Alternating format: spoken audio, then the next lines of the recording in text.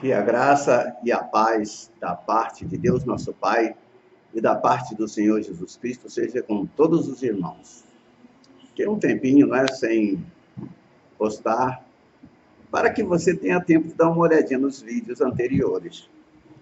E o meu vídeo hoje também não será grande, Eu gostaria de falar sobre algo que eu estava pensando ainda agora, pensando nas coisas desta vida, na situação do Brasil, na situação dos países europeus, na situação dos países que estão se tornando comunistas, destruindo sua própria população, enganando os pobres.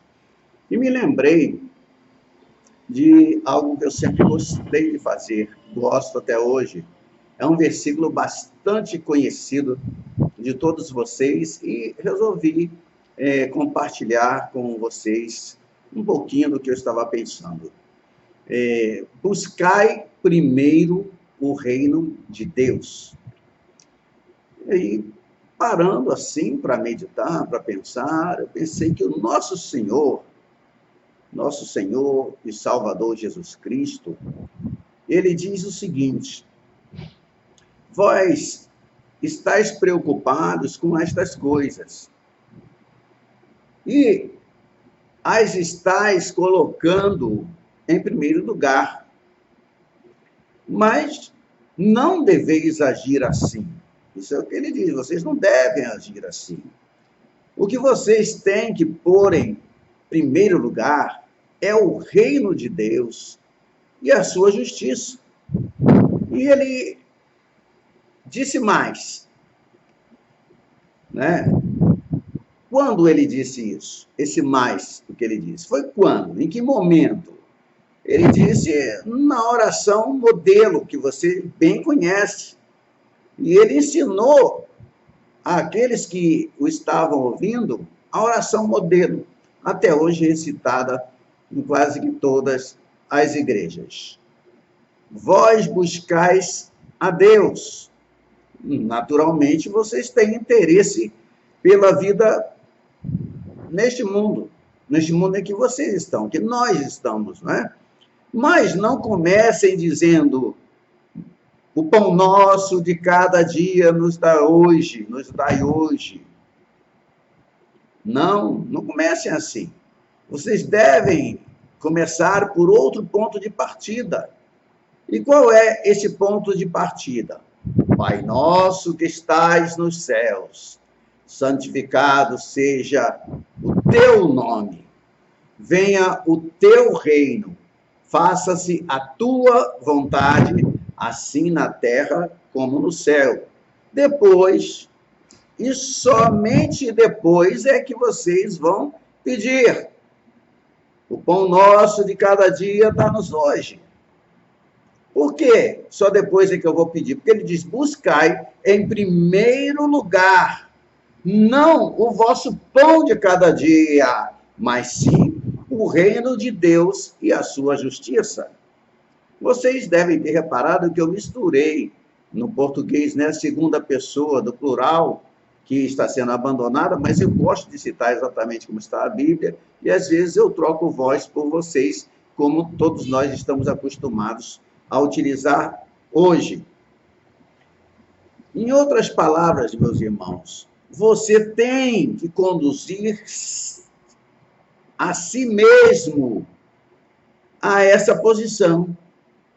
Que posição? A posição de buscar, em primeiro lugar, o reino de Deus na mente, no coração, nos seus próprios desejos. Porque essa posição tem que assumir absoluta prioridade sobre tudo mais.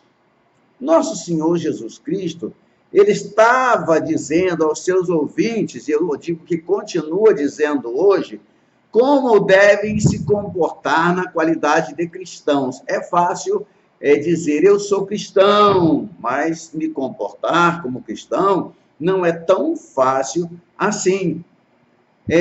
A maioria dos cristãos que nós observamos, todos nós, olhamos para nós em geral, a maioria de nós estamos no reino de Deus.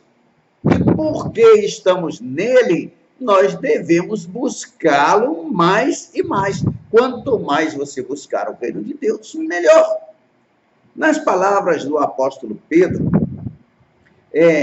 na sua segunda carta, capítulo 1, verso 10, ele diz assim, vocês devem confirmar ou procurar confirmar a sua vocação e eleição. Agora, na condição de filhos do nosso Pai Celeste, devemos procurar conhecê-lo melhor. Procurar conhecer mais o Senhor. Quem é Deus?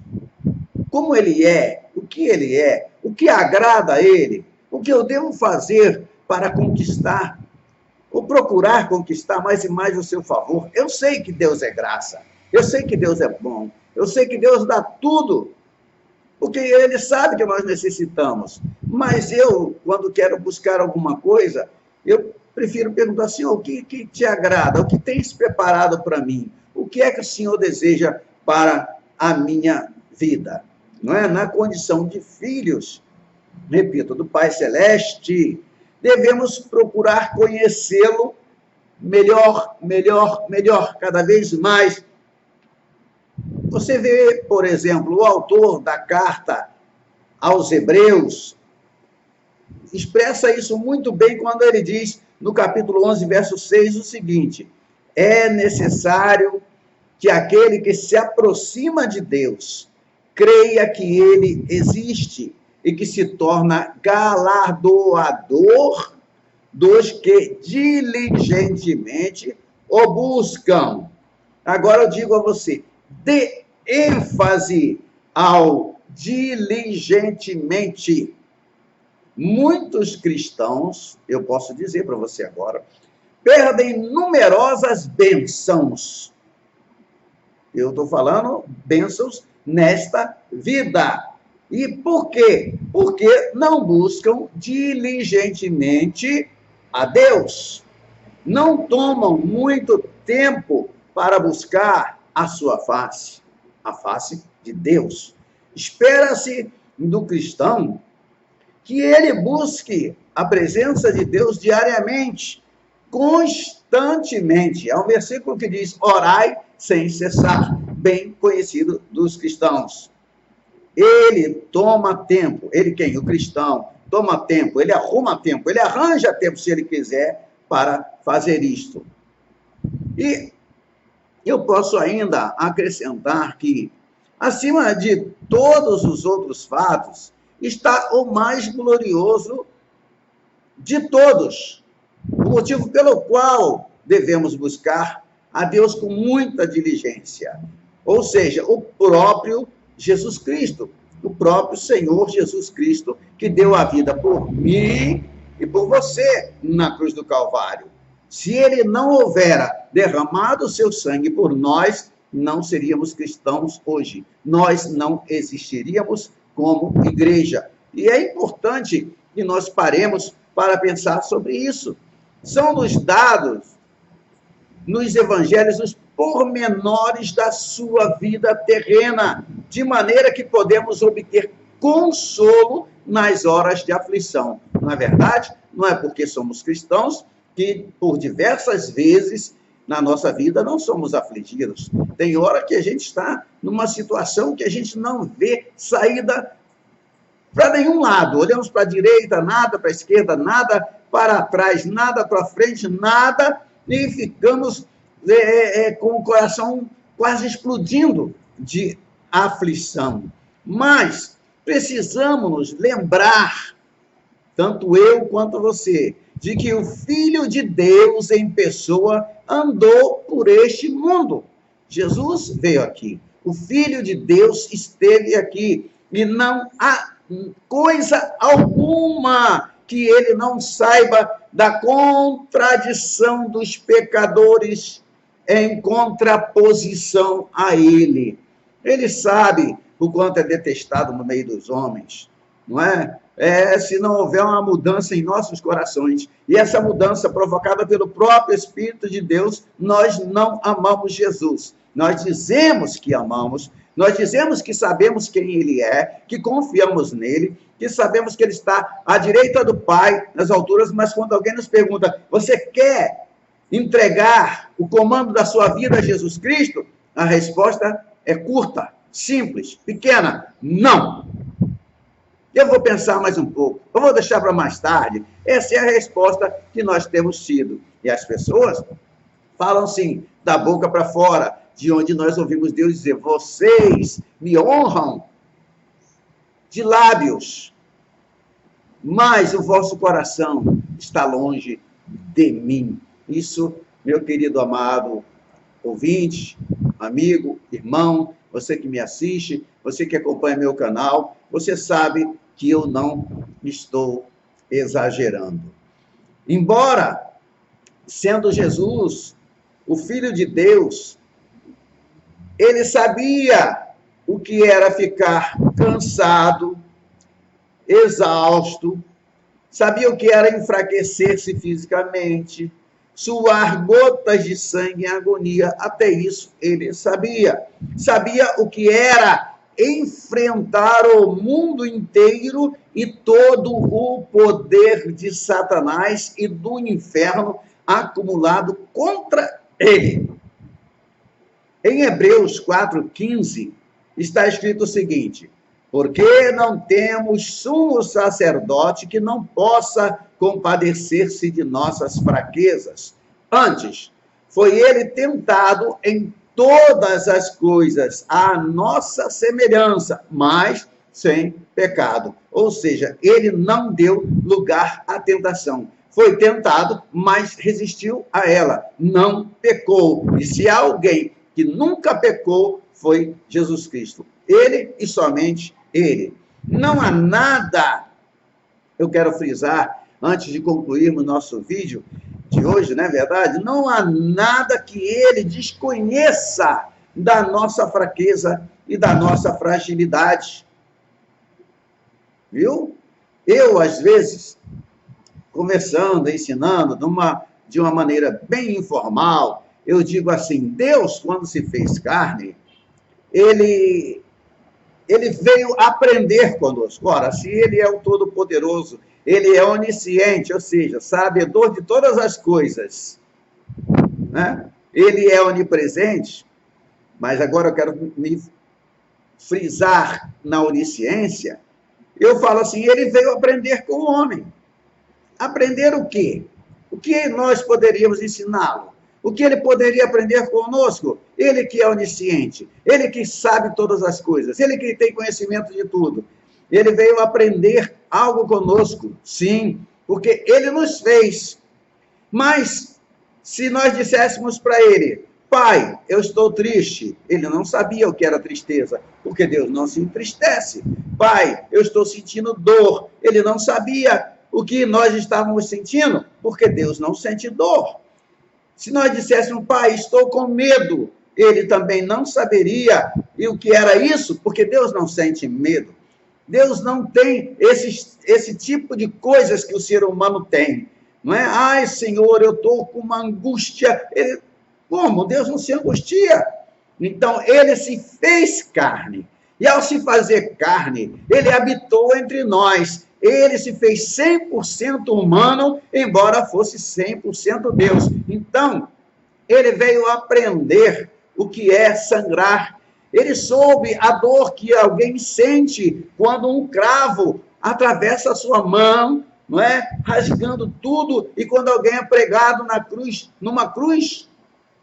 E quando hoje você diz, Pai, eu estou sentindo dor, ele diz, meu filho, eu sei o que é isso. Pai, eu estou angustiado. Ele diz, eu também sei o que é isso. Lembra que ele disse, a minha alma está angustiada até a morte? Ele veio aprender conosco o que as suas próprias criaturas sentem, como nós vemos a vida, como nós conseguimos ter medo, nos entristecer, ficar magoados, ser ferido, se sentir ofendido, mas ele, apesar de ser tentado em todas as coisas que nós somos tentados, ele venceu a tentação e não pecou.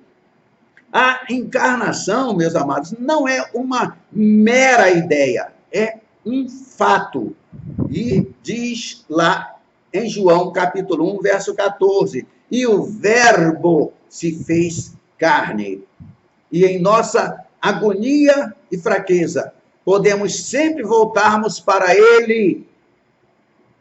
Voltar-nos para Ele com confiança, sabedores de que Ele nos compreende, de que Ele nos conhece e de que Ele pode nos socorrer.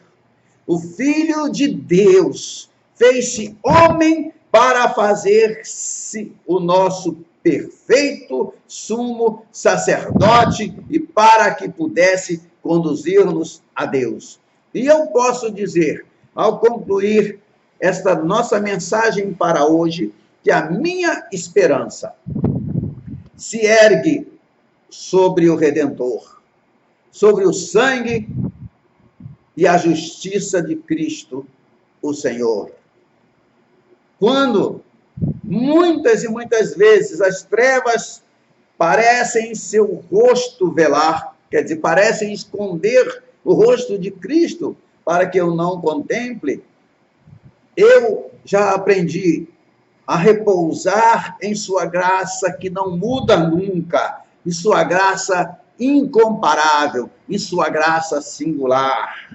E em todo o temporal de um mar terrivelmente ofensivo, de um mar borrascoso, de um mar violento, em meio ao escuro véu, a minha âncora, a âncora da minha alma, me firma em Cristo Jesus, nosso Senhor.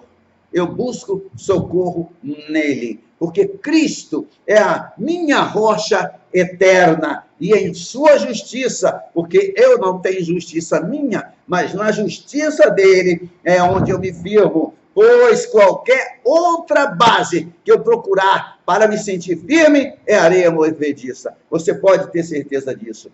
E assim sendo, haja o que houver, regozijar-me-ei, usando a palavra bem bíblica, na verdade, regozijar-me-ei no Senhor e me alegrarei no Deus da minha salvação. Esta é a mensagem que eu deixo para você hoje. Procure sempre motivos para se alegrar no Deus da tua salvação, que você sempre encontrará esses motivos. Que Deus te abençoe em nome de Jesus. Amém?